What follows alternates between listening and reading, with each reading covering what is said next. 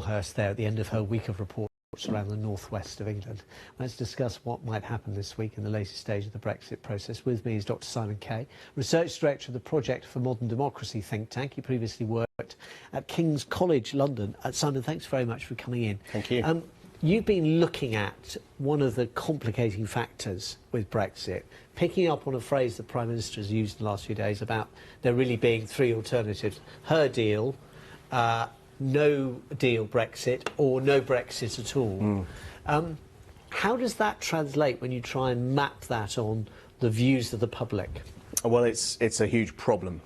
It's going to be a problem for the Prime Minister, it's a problem for MPs in the Commons right now, and if we do get something like a people's vote, as it's been called, a second referendum, we're going to end up with a problem for the people in the country as well.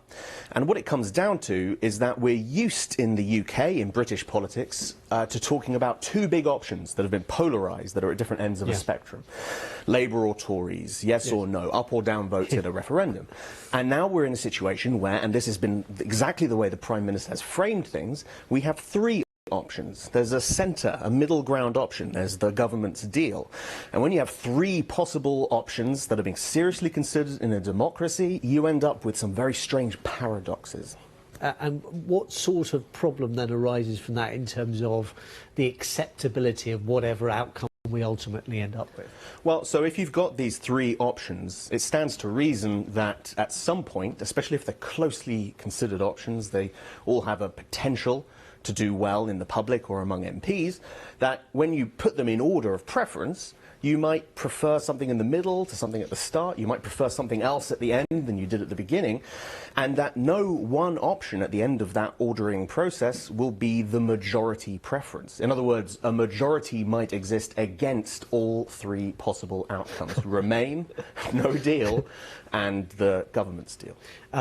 That's politically then quite a considerable problem in terms of the legacy of whatever version we end up with, because it has to have some kind of public credibility, and the public have got to kind of accept the outcome. This is it. So if we're asking the public to accept an outcome, either one that's come up with in the middle of a deliberative process in the House of Commons, sort of the attempt that's being made right now, or one that comes about as a result of a second referendum, they might have really strong grounds, not only to doubt whether it's democratic, we're hearing a lot about this, to have a second referendum, but to look at those results and to wonder whether, well, we know there's a majority against this perspective. We know, for example, if something like May's deal, the government's deal, came through on second preferences, if that's the way the referendum was structured, the legitimacy of it would be really difficult to establish. Because enough people would have put it second that it would overtake what was the first choice of the different three options. It would have more support, but not because it was the most preferred option. That's it. Voters. So in the first past the post system in this country, we're used to seeing winners win. We're used to people winning when they get the most first preference votes. In order to find our way between these three options, or who knows, four options, if the Norway option becomes important in the next few days, who knows what's going to happen, people are going to start thinking about more than just their first preferences.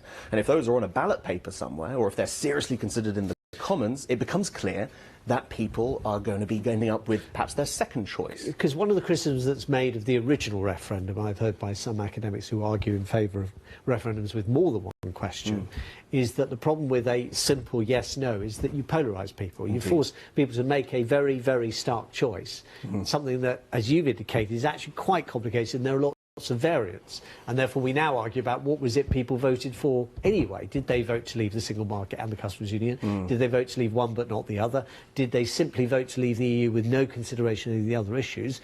Did they vote for on some completely unrelated matter that influenced their decision to vote yes or no? Absolutely. Is there an argument that if you had more than one question, though, you might actually take some of the heat out of this? That is absolutely possible, and there are ups and downs, there are pros and cons to both approaches if a second referendum comes about. Splitting the question into two sets, so a set one saying yes or no on Brexit altogether, and then up or down on whether you like May's deal or no deal at all, those are sort of the main things you might consider there, and that would simplify the choices. But as you say, it's a polarising option. People are asked to decide and to go black and white on very complex and nuanced issues. We've all been learning, I think, over the last few years, just how complex complex these questions are. Now, any democracy, if it's going to revolve around a voting process or an aggregative process of any kind, has to reduce those options down, has to simplify and exaggerate.